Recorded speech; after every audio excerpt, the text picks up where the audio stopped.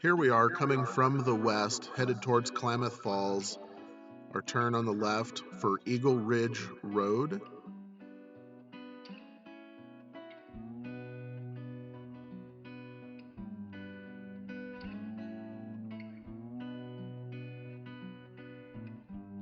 Now let's take a look at it coming from the east, as if you were coming from Klamath Falls. Coming down the hill, turn lane on your right.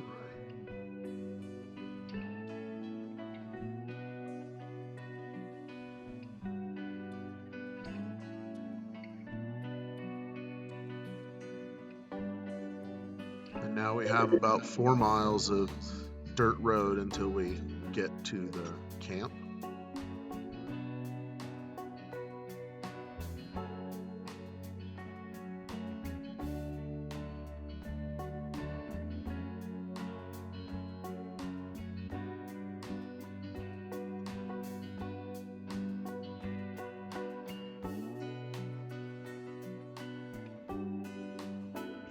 The road in is pretty good. I'm doing 5-10 miles an hour. It's a little bumpy. The camp's coming up here on our left. 14-day camping. Picnic tables and a campfire ring at each main site. There's 2 on the left that go down to the water, and then there's 3 pull-ins on the right. Each one could at least double up on rigs. Trash can. Then there's plenty of room up here where people could park on the left or up in front. The hand pump well is decommissioned, but the concrete outhouse here is in service. There's a boat ramp and a little dock to the left. We come back up to the road, but let's take a drive by. This is just a view out the window driving by the camp area we just drove through. And as we continue on past the main camp, there's now this little road. It says no big vehicles beyond this point, but a 24-foot motorhome should have no trouble, although you do have to go all the way to the end to turn around.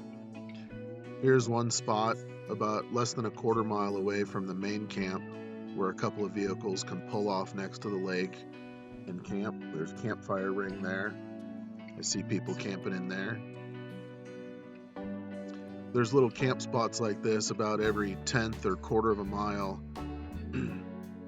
Now when we get down here, we're about 1.5 miles from the main camp and the road forks. If you go to the right,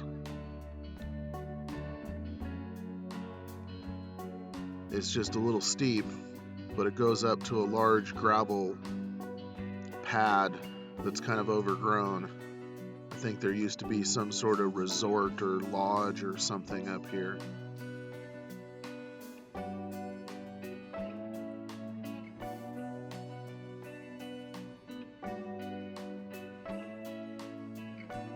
We're just coming to the gravel pad. The gravel pad is about 1.75 miles from the first campground with the toilet. The gravel pad is overgrown on the right. You could probably drive or knock down some of this brush because there's gravel underneath it and it's nice and flat. Might have a little better cell reception up here. You almost have line of sight to the city of Klamath Falls. We swing around in a big circle. Now here in front of me, just beyond the trees, down slope, there's a nice big open area under the trees with grass. We'll swing back around. So this is where a big RV could turn around and head back out. I'm going to continue around here, not recommended for normal cars or RVs. This is making a loop. And through the trees on the left here is a nice like picnic area. Grassy trees. I think there might even be some stairs or a walkway coming down from that parking area. Could set up some tables and chairs, and I think I saw a campfire ring.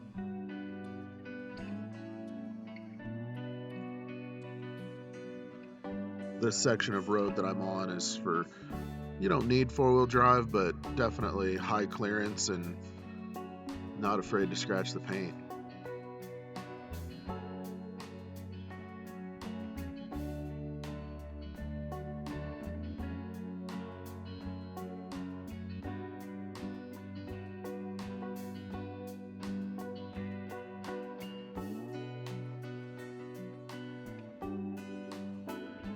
You can see it kind of opens up, grassy. There's that clearing extending a little bit more. Looks like you could even get a car in there to park and camp.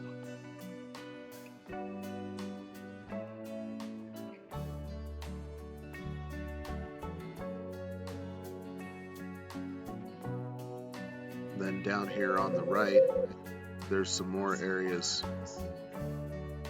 where you could get a truck or two into camp.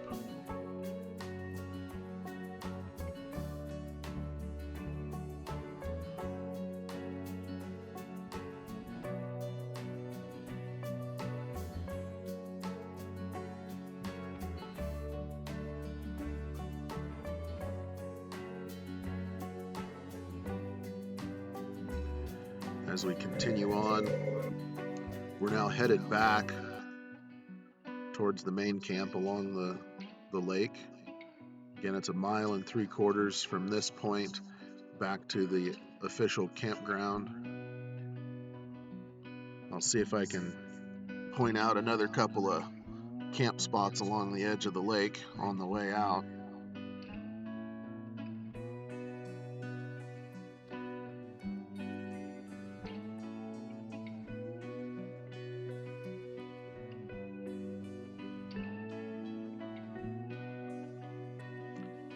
Here I'm hand holding the camera so you can see it is a little bouncy, but not too bad.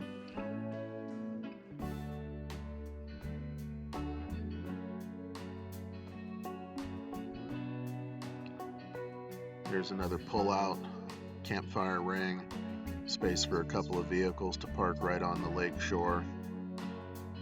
During the heat of the summer, people camp in there all the time. Multiple cars. Usually they're fishing.